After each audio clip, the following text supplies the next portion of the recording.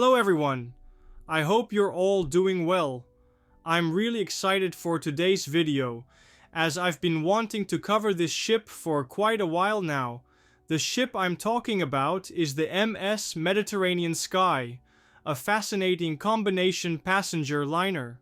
The ship began her life as the City of York, but later on, when she became the Mediterranean Sky, she received a complete makeover, looking almost nothing like her original design. Sadly, her story came to an end when she capsized in 2003. Hello everyone, it's Jamie from Old Shipping Lines, and in this video we'll be covering the complete story of the Mediterranean Sky, from her construction to her years of service, to her transformation, and finally to her tragic capsizing in 2003. Let's set the stage. In the years immediately following the Second World War, Ellerman Lines undertook an ambitious rebuilding program. The company had lost a significant portion of its fleet during the conflict, and to recover, they built or acquired no fewer than 52 new ships. By 1950, 9 additional vessels were either on the drawing board or under construction, with the final deliveries scheduled for as late as 1953. Among these new ships was a group of 4 sister cargo liners ordered in 1949. Built at Barrow-in-Furness, England, they formed a unified class. The lead vessel, City of Port Elizabeth, was followed by the City of Exeter, then the City of York, and finally the City of Durban. The City of York herself was constructed by Vickers Shipbuilding and Engineering at Barrow-in-Furness in the United Kingdom. Now, let's take a closer look at the specifications of the City of York. The vessel had a gross registered tonnage of 16,533. The ship measured 164.8 meters in length, or 540 feet 8 inches, with a beam of 21.7 meters, equivalent to 71 feet 2 inches. Propulsion was provided by 2 main engines, 2-stroke, single-acting 6-cylinder diesel engines, while the ship also contained 2 double-ended boilers. This setup allowed the City of York to reach a top speed of 16 knots. In terms of navigation and communication, she was well equipped for her time, featuring a direction finder, echo sounding device, gyro compass, radar, and radio telephone. Safety was also a priority. The ship had 6 lifeboat davits on the sports deck, which held 3 30-foot lifeboats, 2 26-foot accident lifeboats, and 1 motor lifeboat. When the ship was being built, she could accommodate 107 passengers. Don't let her exterior as a cargo ship fool you. Like I mentioned at the beginning, she was designed as a combination passenger-cargo liner. Let's quickly take a look at some of her interior spaces. The navigating bridge was restricted to authorized personnel and extended to both sides for docking. The bridge and wheelhouse stood at the forward end, ahead of the captain's quarters. The sports deck, which held 6 lifeboats, also housed officer and radio operator quarters beneath the bridge. After Karageorgis's renovation, it became the boat deck, lengthened aft with a pool and raised sun deck behind the funnel. The promenade deck featured the drawing, smoking, and writing rooms, plus the veranda cafe with bar and dance floor. The radio room lay between the smoking room and cafe. Forward was the number 3 cargo hatch. Renovations extended the deck aft, replacing the well deck with a swimming pool. The A deck ran along the superstructure, containing larger passenger cabins, a children's playroom, and a pool. The rear held the number 4 hatch. The forecastle forward housed machinery and anchors, while the aft poop deck contained laundry and crew galleys, both separated from A deck by well decks. The B deck, the highest continuous deck, included both well decks with hatches 1, 2, and 5. Passenger cabins lay midships forward, while midships aft housed engineer and medical quarters plus a printing room. The aft well deck included children's playpens. Mess halls and crew spaces lay below the poop deck. The R deck had the lowest portholes, dominated by cargo holds 1 to 4 and the passenger restaurant. Midships held engines, boilers, galley, bakery, butcher shop, and crew quarters. It also contained baggage, bullion, and special cargo rooms. The ship was launched on the 30th of March, 1953, quietly, without any ceremony. Her maiden voyage was initially set for 20th October, 1953, but in June it was postponed to 17th November. She completed her sea trials during a voyage from the River Tyne on the 23rd of October 1953. Alongside her 3 sister ships, she served the route connecting London, Las Palmas, Cape Town, Port Elizabeth, East London, Durban, and Beira, completing the voyage between London and Cape Town in 15 days. The ship's first notable incident occurred on 23rd May 1954, when a fire broke out in an electrician's cabin while docked at Southwest India Dock, London. Fortunately, the fire was contained to the cabin and quickly extinguished. On a journey to Plymouth in November 1956, Hedley Davidson, the ship's 3rd engineer, disappeared overboard after departing the engine room. The ship and her crew searched for him for 5 hours, but he could not be located. On the 9th of November 1958, the city of York found the Glasgow cargo ship Forest Bank ablaze after an engine fire 18 miles off the Pondoland coast.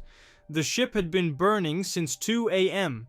and was first spotted around 9 a.m. Captain T. Speakman rescued survivors from 3 lifeboats, including one that used flares to signal its position, while 3 men remained trapped on the stern. Captain Simmons of the Forest Bank returned with 15 crew, believing the fire had eased, but an engine room explosion forced them to retreat. 3 men were cut off by flames and could not escape, while sharks prevented them from jumping to safety. The Forest Bank later drifted ashore south of Durban. An inquest was opened, and Lloyd's granted salvage rights to a Johannesburg company for £2,000. In 1960, a court of inquiry identified contributing factors, but not the fire's cause. Following this incident, the ship enjoyed a quiet and uneventful career for several years. We'll now fast forward to April 1971, when the city of Port Elizabeth was rumored to be for sale after her 184-strong crew was dismissed upon arrival at the Tyne. The company explained that they were unable to fund the expensive refits the ship required.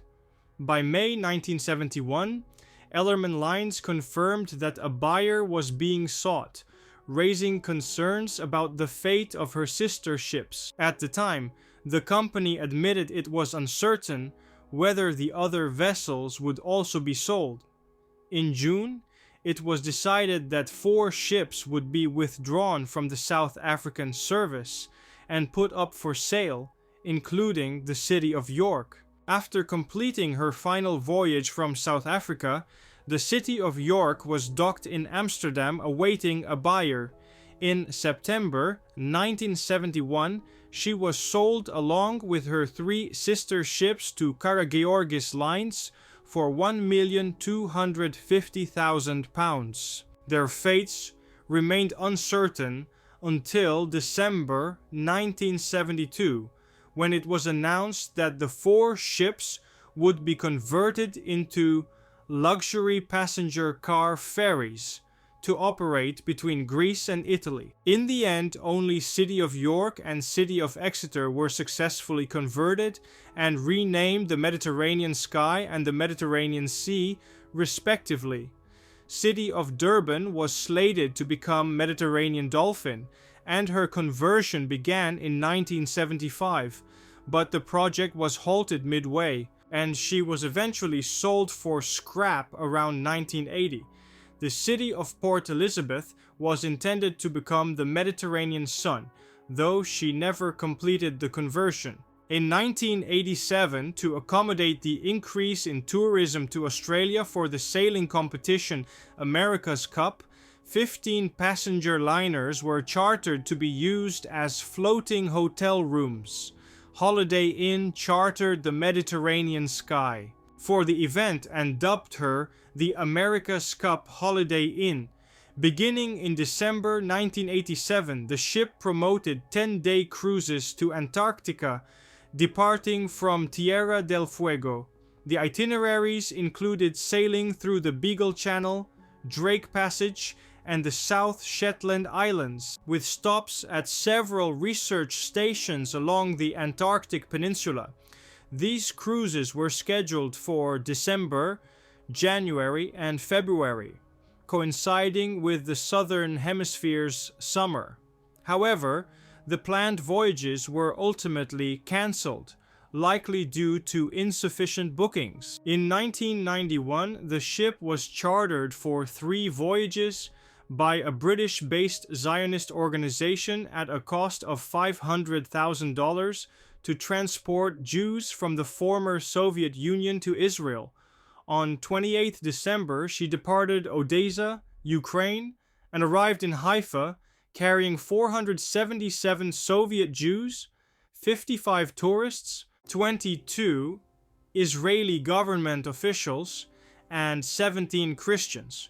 Following this first journey, the ship was fitted with signs in Russian outlining proper conduct at sea.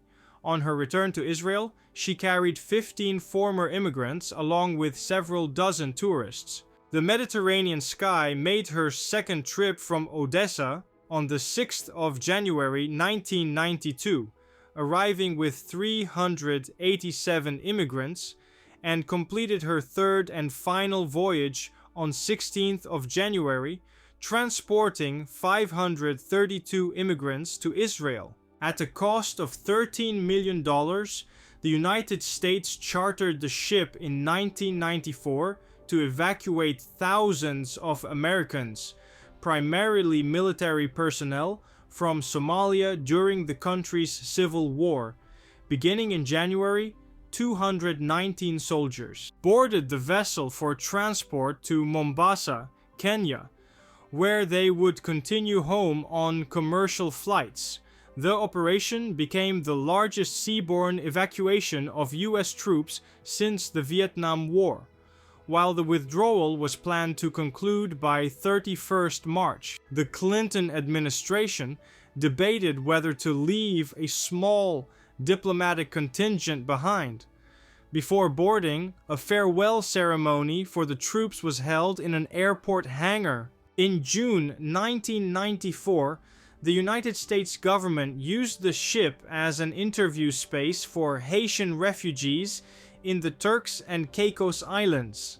Later that year, the Mediterranean Sky was moved to Guantanamo Bay to be used as makeshift housing for troops working in refugee camps. The Mediterranean Sky made her final voyage from Patras to Brindisi in August 1996. A crew member later told newspapers that the ship had been stranded in Brindisi for 2 days after running out of fuel, highlighting the dire financial situation of Karageorgis Lines. Upon her return, she was decommissioned in the port of Patras and remained inactive at the pier of Agios Nikolaos, Crete, until February 1999. The ship's charterer, Phoenix Cruises, and her owner, Karageorgis, showed little concern for the vessel or her crew. According to a December 1996 report by Panos Theodorakopoulos, around 45 sailors remained aboard, refusing to disembark until they were paid their accumulated wages, which totaled 180 million drachmas, equivalent to roughly 550,000 US dollars. A banner on the ship's bow declared, "The only asset we own at this moment is this steamer." For at least 5 months, the crew remained on board without water or electricity, vowing to spend Christmas in the dark. The living conditions are tragic. With only candles and flashlights, we make our way to the cabins and there is no water, one sailor reported. The sailors were partially sustained with food provided by the naval home. One captain insisted, "We are not squatters. We are asking for what belongs to us," explaining why they refused to abandon the ship. If the ship sails 10 miles out, it changes flag since it belongs to a Panamanian company, and then we lose our money. The ship owner offered a compromise of around 6 million drachmas to settle the debt, but the crew rejected it. The dispute went to court. At the expense of the port fund of Petrus, the ship was moved to Eleusis Bay, where she remained abandoned and encumbered by the company's debts.